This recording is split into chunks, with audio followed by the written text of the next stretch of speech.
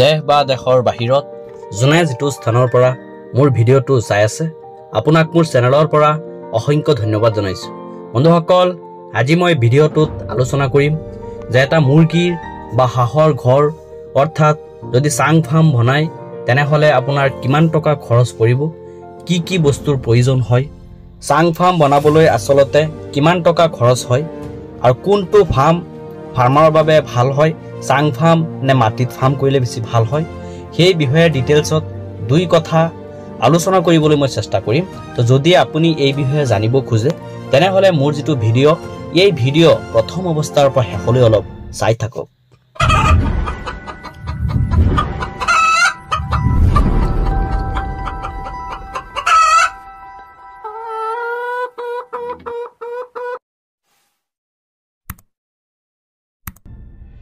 বন্ধুসকল, আপুনি যদি হাঁহ বা মুৰ্গীৰ ফাৰ্ম কৰে তো কৰিবলৈ হলে যেটো আপোনাৰ ঘৰ লাগে এই ঘৰ আপুনি দুটা পদ্ধতিত বনাব পাৰিব। এটা হৈছে আপোনাৰ মাটিৰ ওপৰত আপুনি ঘৰ বনাব পাৰিব আৰু এটা হৈছে আপোনাৰ পুখুৰীৰ ওপৰত চাং বনাই তাত আপুনি হাঁহ বা মুৰ্গী পুহিব পাৰিব। এতিয়া কথা হ'ল কোনটো ফাৰ্ম কাৰ বাবে আপোনাৰ বেছি ভাল হয়। বন্ধুসকল, ফাৰ্ম ঘৰ বনোৱাৰ আগত আপোনালোকে এটা বস্তু চিন্তা কৰিব যে কোনটোত কম খৰচত ফাৰ্মটো হৈ আছে। বন্ধুসকল, চাং ফাৰ্মৰ তুলনাত মাটিত যদি আপুনি ফাৰ্ম কৰে আপোনাৰ ফাৰ্মত বহুত কম টকাত হৈ যাব। বন্ধুসকল, চাং ফাৰ্মত বহুত পইচা লাগে আৰু মাটিত ফাৰ্ম কৰিলে কম টকাত হৈ যায়।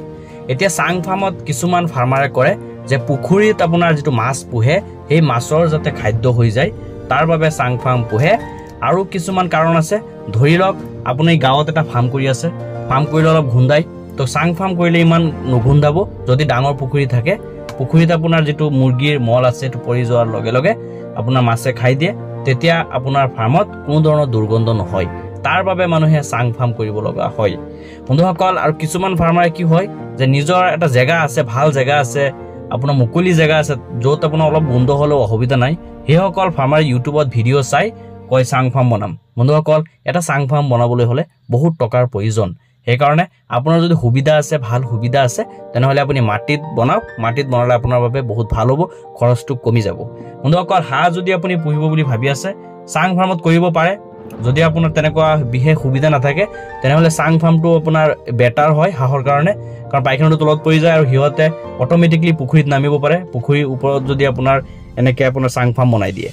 কিন্তু যদি আপুনি মাটিটো পোহে অসুবিধা নাই, যেটো পুখুৰী আছে পুখুৰীৰ পাৰত আপুনি মাটিৰ ওপৰত আপুনি ঘৰ বনাই লওক হাঁহৰ বাবে। ৰাতি আপোনাৰ হাঁহটো ইয়াত থাকিব আৰু দিনত পুখুৰীত মেলি দিব। তো সেইটো হিচাপতো আপুনি মাটিৰ ওপৰত ফাৰ্ম কৰিও আপুনি হাঁহ বা মুৰ্গী পুহিব পাৰিব, কোনো ধৰণৰ অসুবিধা নাই। বহুত কম খৰচত আপুনি ফাৰ্মখন বনাব পাৰিব। সো আজিৰ যেটো ভিডিঅ' এই ভিডিঅ'টোৰ যেটো মূল বিষয়বস্তু যে এই চাং ফাৰ্ম বনোৱাত আসলতে কিমান টকা খৰচ হ'ল, সেই খৰচটো আপোনালোকৰ আগত দাঙি ধৰিবলৈ মই ভিডিঅ'টো বনাইছো। তো আহক বন্ধুসকল, দেৰি নকৰি মই এতিয়া আপোনালোকক এটাকৈ হিচাপ দিবলৈ লৈছো যে কিমান টকা খৰচ হ'ল আসলতে এই ফাৰ্মখন বনোৱাত। বন্ধুসকল, যিখন ফাৰ্ম দেখা পাইছে এই ফাৰ্মটোৰ সাইজ হৈছে আপোনাৰ 70 ফুট দীঘল আৰু 16 ফুট বহল, অৰ্থাৎ 1120 স্কয়াৰ ফিট। তো বন্ধুসকল, 1120 স্কয়াৰ ফিট ফাৰ্মখনত টোটেল খৰচ কিমান হৈছে মই আপোনালোকক জনাই আছো। প্ৰথম যদি ধৰিব লাগে আপোনাৰ খৰচৰ ক্ষেত্ৰত হল আপোনাৰ বাঁহটো অৰ্থাৎ বেম্বত আপোনাৰ খৰচ হৈছে আপোনাৰ 23,000 টকা। তেখেতে জনোৱা মতে মোৰ আপোনাৰ বন্ধু এজনে বনাইছে, তেখেতৰ ফাৰ্মৰ টোটেল খৰচটো মই তেখেতৰ পৰা ডিটেইলছ লৈছো, ডিটেইলছ লৈ পেলাই আপোনালোকক জনাই আছো। তেখেতৰ যেটো বাঁহৰ ক্ষেত্ৰত 170টা বাঁহ গৈছে আৰু তাত 23,000 টকা খৰচ হৈছে। আৰু যেটো তিৰপাল আপোনালোকে দেখা পাই আছে ওপৰত, এই তিৰপালটো তেখেতে আপোনাৰ 5,000 টকা দি লগাইছে। যেটো তিৰপাল আপোনালোকে দেখা পাই আছে 5,000 টকা গৈছে। আৰু যেটো নেট চাৰিওফালে দেখা পাই আছে আপোনাৰ প্লাষ্টিকৰ যেটো নেট, গ্ৰীণ কালাৰৰ নেট, এইটোত আপোনাৰ 10,000 টকা খৰচ হৈছে। বন্ধুসকল, তেখেতৰ ঘৰ যেটো দেখা পাই আছে, ঘৰটো যে বনাইছে যিখন মিস্ত্ৰীসকলে টোটেল 18,000 টকা লৈছে এই ঘৰটো বনোৱাত। কিমান দীঘল কিমান বহল বন্ধুসকল, 70 ফুট দীঘল আৰু 16 ফুট বহল ঘৰটোত এটা কাম কৰা মানুহে 18,000 টকা লৈছে বুলি তেখেতে জনাইছে। আৰু যেটো আপোনাৰ ৰছী আছে ইয়াত যে বান্ধিছে আপোনাৰ ৰছীত টোটেল প্ৰায় 4,000 টকা গুচি গ'ল।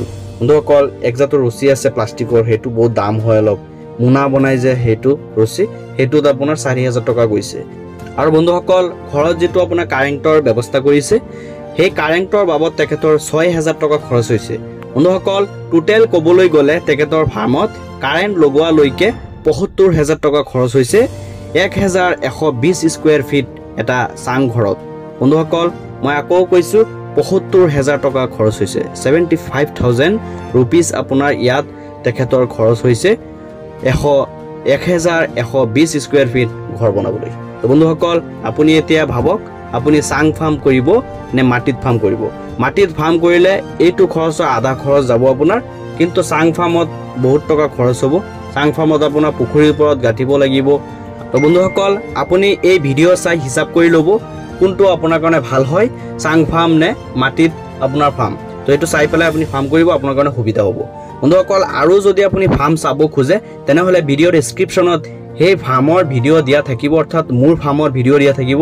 মই চাং ফাৰ্ম বনাইছো আপোনাৰ 8 লাখ টকা খৰচ হৈছে আৰু বহুতে ফাৰ্ম বনাইছে মাটিত পুখুৰীৰ ওপৰত তো সেই ফাৰ্ম বিলাকৰ ভিডিও মই দি থৈছো ভিডিও ডেসক্ৰিপচনত লিংক দিয়া আছে যদি ইউটিউবত চাইছে আৰু যদি আপুনি ফেসবুকত চাইছে তেনেহলে আমি ডেসক্ৰিপচনত দি দিম আপুনি তাৰ পৰা আপোনাক ক্লিক কৰি আপুনি ভিডিওটো চাই ল'ব বন্ধুসকল মোৰ ভিডিওটো কেনেকুৱা লাগিল প্লিজ কমেন্ট বক্সত কমেন্ট কৰি জনাব আৰু আপোনালোকৰ ভাই বন্ধুসকলৰ লগত অলপ শেয়াৰ কৰি দিব বন্ধুসকল মোৰ চেনেলটো যদি এতিয়ালৈ আপুনি সাবস্ক্ৰাইব কৰা নাই তেনেহলে প্লিজ সাবস্ক্ৰাইব কৰি নিজৰ কৰি লওক কাৰণ এততে মীন পালন পশুপালন এইবিলাক বিষয়ৰ লগত জড়িত ভিডিও আপলোড দিবলৈ মই চেষ্টা কৰো বন্ধুসকল আপুনি যদি মীন পালন পশুপালন এইবিলাক কাম কৰি ভাল পায় বা এইবিলাক ভিডিও চাই ভাল পায় তেনেহলে অসমৰ কৃষিকথা নামৰ চেনেলটো সাবস্ক্ৰাইব কৰি নিজৰ কৰি লওক বন্ধুসকল মোৰ ভিডিওটো প্ৰথম অৱস্থাৰ পৰা শেষলৈ চোৱাৰ বাবে অসংখ্য ধন্যবাদ জনাইছো